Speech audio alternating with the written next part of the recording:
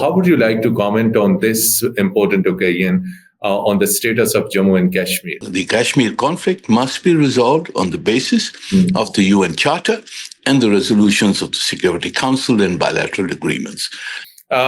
We are still witnessing and listening very provocative and threatening statements from Indian leaders. How you see such statements, which are extremely counterproductive to peace in the region? It is a strategy to demoralize and to bully Pakistan. Where do you see UN role in resolving conflicts and maintaining peace? Do you think UN is still relevant to the international peace? The United Nations will continue to be relevant. This is a particularly difficult moment for not only for the United Nations, but for the international community. Finger needs to be pointed in the right direction. The finger of blame is not on the Security Council. You think still United Nations need reforms and Security Council needs to be expanded? And what is Pakistan's view on this? The Security Council needs to be expanded and it needs to have more equitable representation on the Council. So, how do you see Pakistan's role in the UN Security Council as a non-permanent member in 2025? Excellency. We have to focus on our own national interests and our national priorities. Our national priorities, first and foremost, is Kashmir. Our second priority is to deal with the situation in Afghanistan. That after this attack, where do you see peace in the Middle East? Do you see in the days to come, there will be more escalations? It is quite right and correct for all the international community to condemn what Israel has done in this blatant violation of the sovereignty, territorial integrity of Iran and its attacks that it has conducted.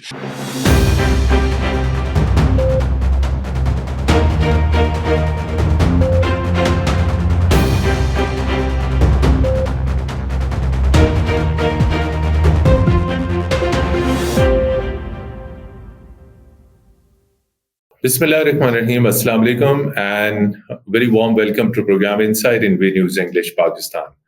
There are three important developments, dear viewers, which we will be discussing in today's program. One, the 27th of October, which is remembered as Black Day, and this Black Day is connected with the Indian illegally occupation of Jammu and Kashmir back in 1948, when India occupied this territory against the will of its people. Second important development is the role of the United Nations.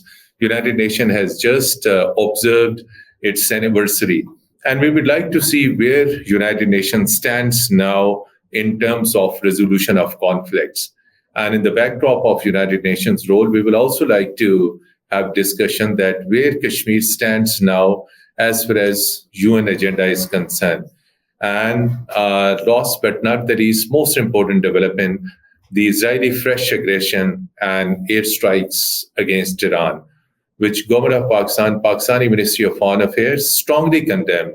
A statement from Pakistani Prime Minister Office also strongly condemned this. The Prime Minister Office and the Foreign Office spokesperson said that Pakistan at this moment stands with Iran. We will also discuss these all things that what is going to be the future of the Middle East peace process. To discuss these all things, we are fortunate to have with us Pakistan's permanent representative to the United Nations in New York, Ambassador Munir Akram Sahab. Assalamu alaikum and a very warm welcome to program Insight. So Ambassador Sahab, you have been since long discussing, raising the issue of Jammu and Kashmir, and today it is the right moment because 27th of October is linked to that Indian illegal occupation of Jammu and Kashmir. So in that background, typically we do discuss so many things, but do tell us that where issue of Jammu and Kashmir stands now as far as the agenda of the United Nations is concerned, as far as UN resolutions are concerned, as far as UN Security Council resolutions are concerned, because India claims after its actions of 5th August 2019, right, Pakistan is supposed to remain silent now because as per Indian claim, Jammu and Kashmir is part of India. So how would you like to comment on this important occasion on the status of Jammu and Kashmir? Thank you, Mateen Bhai. First of all, this is a day which we mark as Black Day. That is the landing and the invasion of Indian troops in Jammu and Kashmir. We have just addressed a letter from the Deputy Prime Minister and Foreign Minister to the President of the Security Council, as well as to the President of the General Assembly and the Secretary General of the United Nations, recalling this Black Day and also calling for action by the United Nations institutions to implement the resolutions of the Security Council on Jammu and Kashmir. I think, first of all, it is important to note that the issue of Jammu and Kashmir remains on the Security Council's agenda. It is part of the formal agenda of the Security Council. Secondly, the resolutions of the Security Council, which call for a plebiscite in Jammu and Kashmir as the way to have a final disposition of the state of Jammu and Kashmir, those resolutions remain applicable and alive. Resolutions of the Security Council are binding under Article 25 of the UN Charter. All member states are obliged to implement those resolutions, and therefore India is under an obligation under international law flowing from the resolutions of the Security Council to implement the resolutions calling for a plebiscite in Jammu and Kashmir. So the issue of India's claim that this is an internal matter, this is a fiction, both legally and politically. It is a fiction, and it is recognized world over that this is a fiction and a position that the Indians take, but it does not enjoy international support. As you know, the Secretary General, when asked about the resolution of the conflict, has said that the conflict of the Kashmir conflict must be resolved on the basis of the UN Charter and the resolutions of the Security Council and bilateral agreements. This is the basis on which we continue to press for a solution. India has, of course, refused to enter into dialogue with Pakistan in order to resolve this issue. But Pakistan will continue to press. Over the last 4 years, we've had 3 meetings of the Security Council on the issue. We will explore the possibilities of raising this issue once again in the Security Council, especially once we are a member of the Council from January of next year. So we can say soon Pakistan will raise this. Pakistan definitely. We raised it in the Security Council in any case, even as a non-member. But as a member, we will explore all possibilities to advance the implementation of the Security Council resolutions. So, as you said, that Pakistan will be raising this issue once Pakistan will be a non-permanent member, and even otherwise so, Pakistan can raise this issue. So, but these Indian, of course, actions, claims are on one side. On the other side, we are still witnessing and listening very provocative and threatening statements from Indian leaders, particularly Indian Defense Minister, has time and again said that India will attack Azad Jammu and Kashmir, it will capture IIOJK. How you see such statements, which are extremely counterproductive to peace in the region? Yes, I think there are, as I see it, 2 reasons for such aggressive posture from India. Firstly, it is for domestic consumption. I think they see that an anti-Pakistan position by the BJP government has paid dividends, or they expect it to pay dividends in terms of electoral support. And perhaps this is one way that they try to keep the domestic support from the Hindu extremists who are the basic core of their support constituency. Secondly, it is a strategy to demoralize and to bully Pakistan into concessions, into becoming panicked, into making concessions from its stance on Kashmir.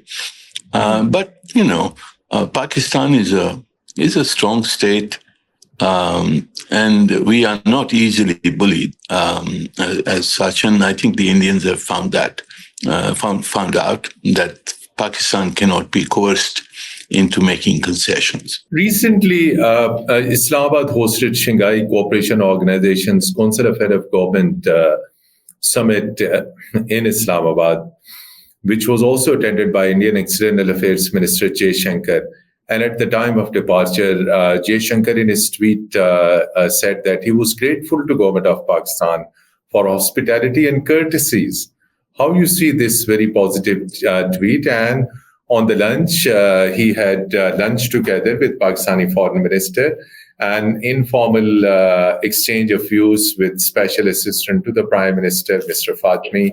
And of course, when he was leaving Islamabad, he was warmly seen off by Prime Minister of Pakistan.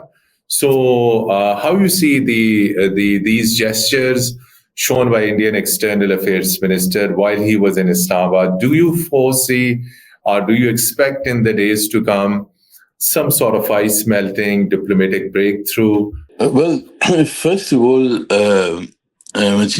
one must see that these are normal diplomatic courtesies. True. This was a multilateral conference, and the Indian minister attended a multilateral event.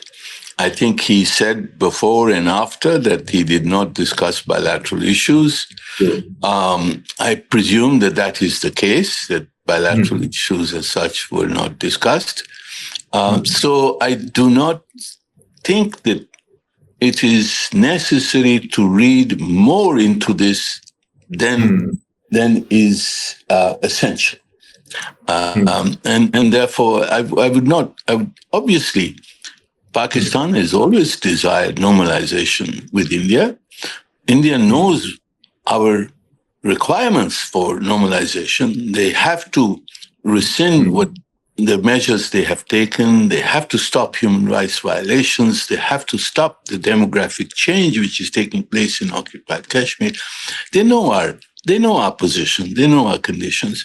But certainly Pakistan, for its part, desires normalization, but normalization on the basis of sovereign equality, on the basis of justice, especially justice for the Kashmiri people. Great justice for the people of Jammu and Kashmir. Moving to the next topic, United Nations also observed its anniversary. So since long, you have been representing Pakistan in different eras in United Nations. How do you see on the occasion of United Nations anniversary, which was observed on 24th of October, where UN stands now in its all bodies and organization in terms of maintaining peace? Because around the world, people do raise points, questions, and different things that where is the United Nations, its system, international order, particularly with regard to the conflicts which are still lingering on. Israeli aggression is continuing in Gaza, in West Bank, and now in Lebanon. So where do you see UN role in resolving conflicts and maintaining peace? Do you think UN is still relevant to the international peace? I think the United Nations will continue to be relevant. This is a particularly difficult moment for not only for the United Nations, but for the international community, because you have one rogue state which is pursuing a policy of aggression and genocide against helpless Palestinian people, attacking its neighbors, and it has not been stopped from doing so. And the fact that it has not been stopped from doing so flows from not the weakness of the Security Council, but the flaws in the decision-making and the flaws in the positions that have been adopted by some powerful states, which have given Israel the sense, or at least the Prime Minister of Israel, the sense of impunity with which they are pursuing this callous campaign of slaughter in the Middle East. And I think, therefore, the finger needs to be pointed in the right direction. The finger of blame is not on the Security Council. The Security Council has made repeated efforts to reach conclusions, to call for a ceasefire, but it cannot enforce a ceasefire unless there is unanimity among the five permanent members of the Security Council. And as you know, that does not seem to be the case at the moment. And therefore, enforcement action has not been possible. You rightly explained that it's not the Security Council of the United Nations is not responsible. Consensus is required. Coming to another matter, that is UN peacekeeping. And whenever we talk of the UN peacekeeping, Pakistan's role is definitely there. And many times we have also seen at the United Nations headquarters in your presence, Pakistan, peacekeepers have been honored with the medals, with the certificates, with the appreciation at the highest level. So how do you see the United Nations peacekeeping and the role of Pakistani peacekeepers? Well, Pakistan, as you know, has been one of the earliest and one of the most active contributors to UN peacekeeping. We have, over the years, we've deployed 230,000 peacekeepers in 46 UN missions. Even today, we have peacekeepers present in 11 UN missions. About over 5,000 peacekeepers are still deployed with the UN. We are very actively involved. There will be a conference on peacekeeping in Islamabad next week on police training in peacekeeping. So we are very actively involved, and we are contributing not only to the operational side of peacekeeping, but also to the policy determination, the policy formulation of how UN peacekeeping can be made much more effective. And no doubt at the conference next week in Islamabad, there will be presentations from our side at the high senior levels offering some ideas and positions on how UN peacekeeping can be strengthened and made much more effective. So we will remain very actively involved on UN peacekeeping in the future as well. Any virtual attendance by the top UN officials or any physical attendance? Anyone high level we do expect from United Nations to be part of this conference? Yes, the senior UN peacekeeping officials will be present. Yeah. So, Ambassador Munir Akram Saab, while you have very strong and close eye on the UN system, so there have been a lot of meetings, debates on the UN reforms. Please also enlighten our international viewers where these reforms process stands now. Reforms within the United Nations, including Security Council. There have been some more countries who have been trying to make entry into the UN Security Council as a permanent member. And in South Asia, India has been trying to make entry. Then Japan has been trying to make entry. Then in Europe, Germany has been, and in Latin America, the Brazil has been quite active. So please tell us, you think still United Nations need reforms and Security Council needs to be expanded? And what is Pakistan's view on this? It is obvious that the Security Council needs to be expanded, and it needs to have more equitable representation on the Council.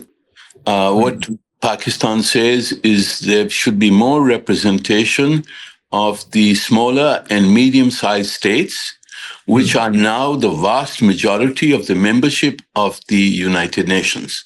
When the United Nations was created, it had only 55 members.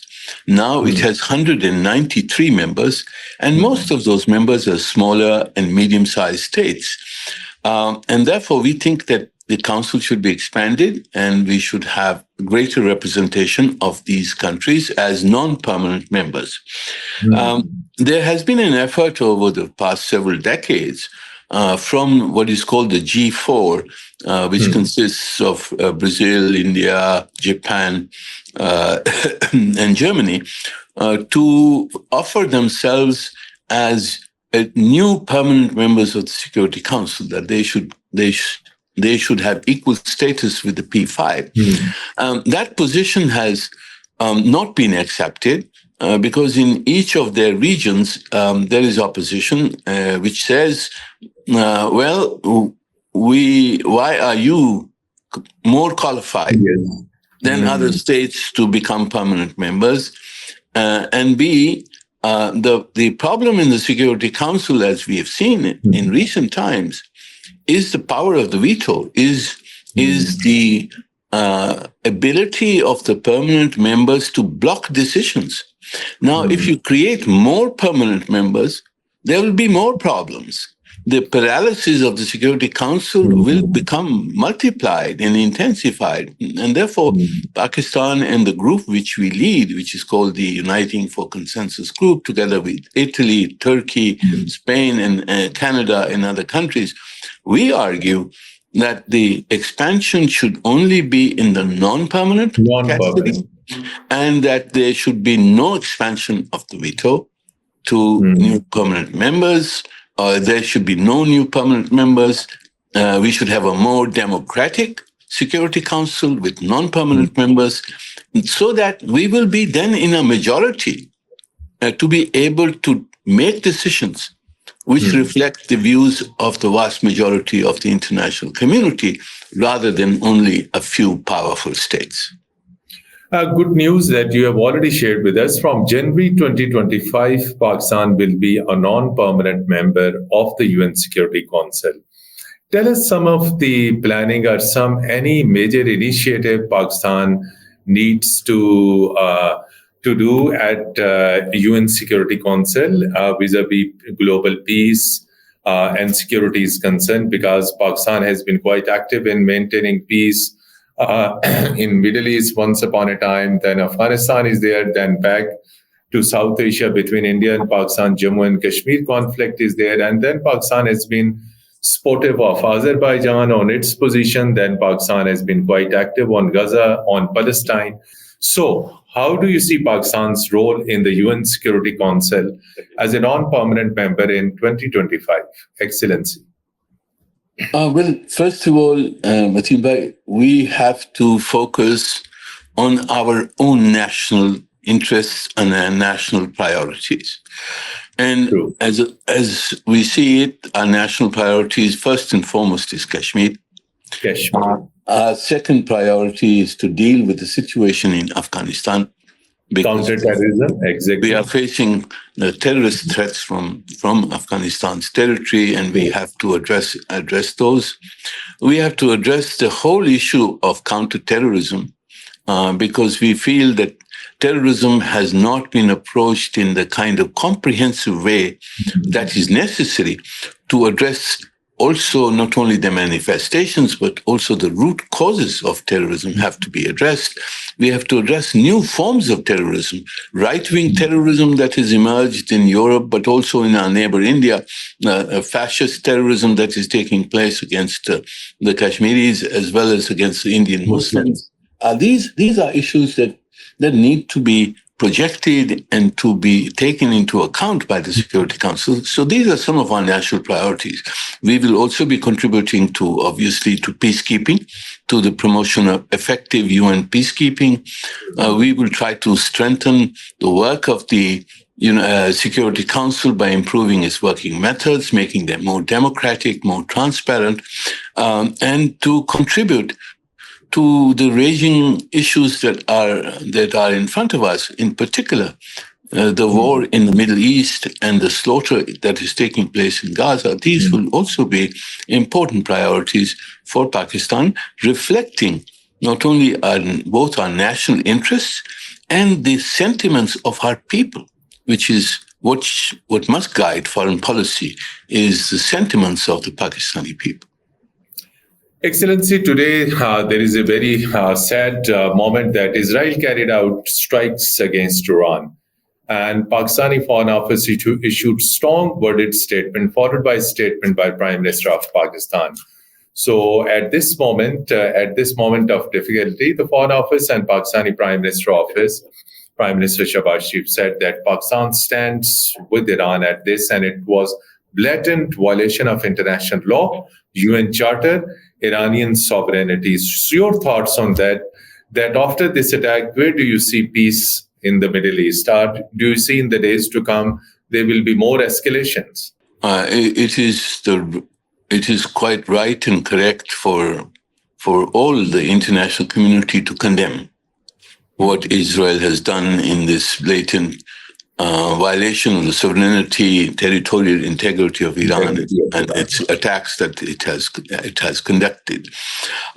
It is perhaps notable that the attacks did not cover Iran's oil facilities or its nuclear facilities. Iran has stated that the damage has been limited. So there is hope that the situation may not escalate to unprecedented levels. But the situation is so constructed at the moment that there is always the inherent danger that it can completely fly out of control. With an escalation that could take place and an uncontrolled conflict that could break out.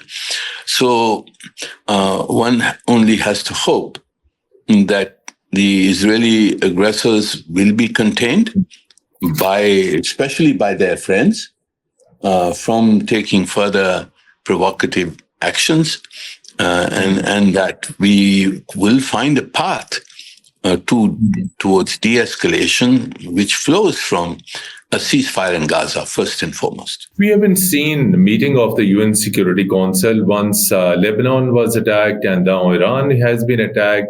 So you have told us, and you use very right words, that the friends and the supporters of Israeli aggression need to contain and control and prevent Israel from committing further genocide, atrocities, and these strikes.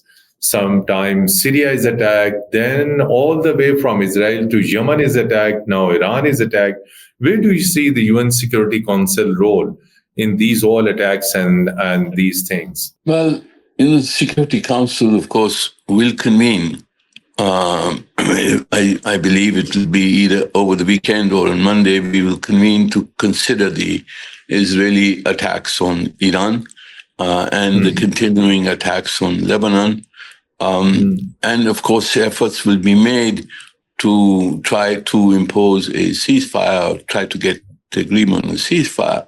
But as I said earlier, until there is unanimity among the permanent five members to impose a ceasefire, to enforce a ceasefire, the Israelis will continue on their path of aggression.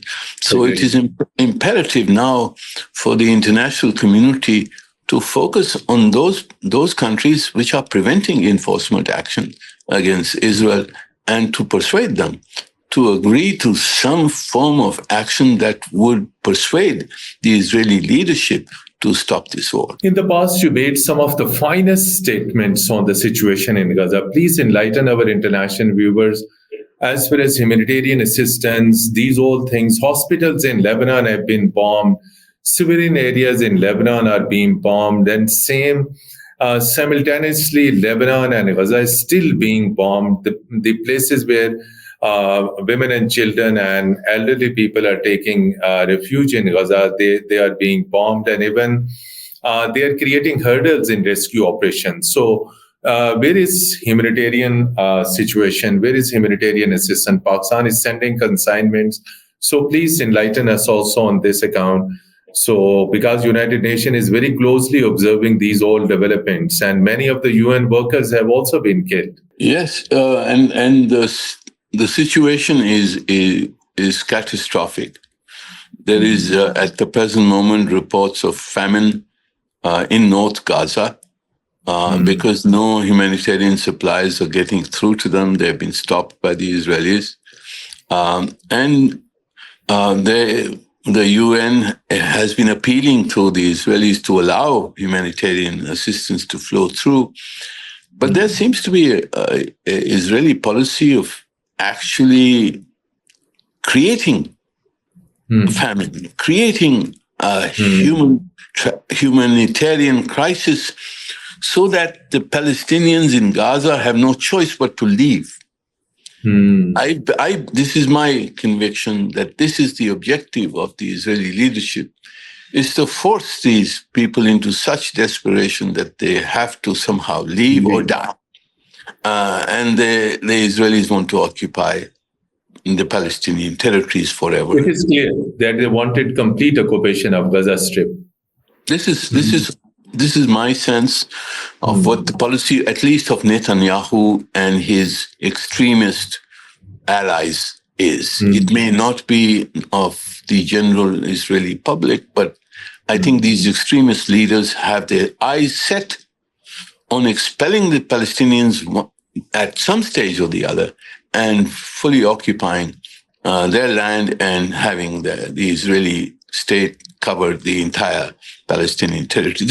They are going to pass a law which is going to ban the United Nations Relief and Works Agency, UNRWA. UNRWA is the only agency which is capable, has the infrastructure to provide humanitarian assistance to the people in Gaza and the West Bank. The Israeli Knesset is going to pass a law declaring UNRWA a terrorist organization. And once they do that, UNRWA will not be able to operate in the occupied territories, and therefore there will be no means by which the international community will be able to provide assistance to the occupied people in Gaza and in the West Bank. So this is a humanitarian crisis, but this crisis is likely to become worse because of the policies that are being imposed by the Israeli government. And it is time for the international community and for the friends of Israel to persuade it to stop this genocide that is taking place in front of our eyes. Last, Excellency Munir Akram Saab, in the evolving new world order, where do you see the future of United Nations overall UN system?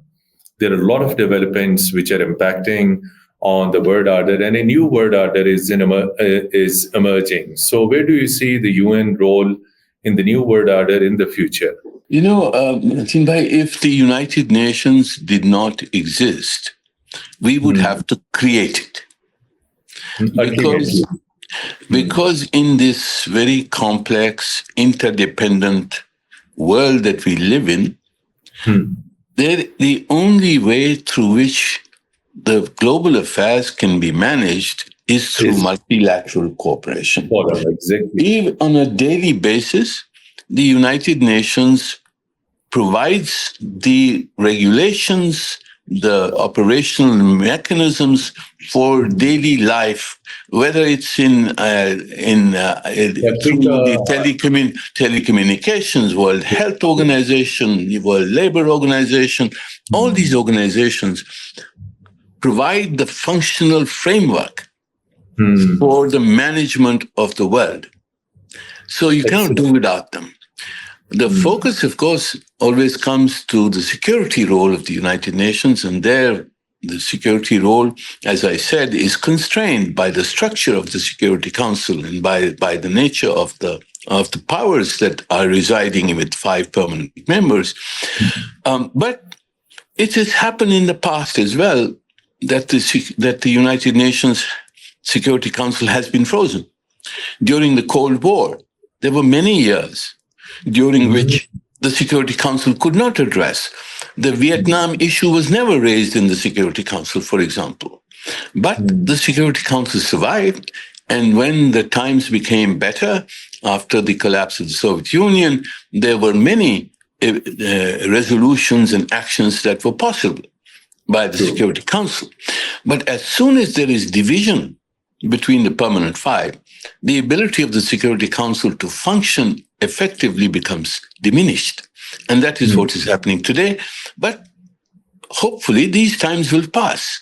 Hopefully we will see a period once again where there is greater cooperation between the permanent members, between the veto-wielding powers, between China and the United States, between the Russians and the West. And hopefully we will have once again the ability to take collective action in the Security Council. That is our hope, but I don't think we should give up on the United Nations, because it is the only organization we have where everybody is represented and we can all participate. Indeed, great that in the future, of course, there are hopes still. Smaller nations have great hopes on UN system as far as maintenance of peace and the resolution of conflicts. Indeed, as you said, the word is clearly divided. One part is led by Russia, the other part is led by United States. But despite the United Nations role is still there and it will remain there. Indeed, thank you so much, Ambassador Munir Akram Sahab. Despite your very, very busy schedule, you spoke to Program Insight in VNews English. And dear viewers, till our next program, goodbye and Allah Hafiz.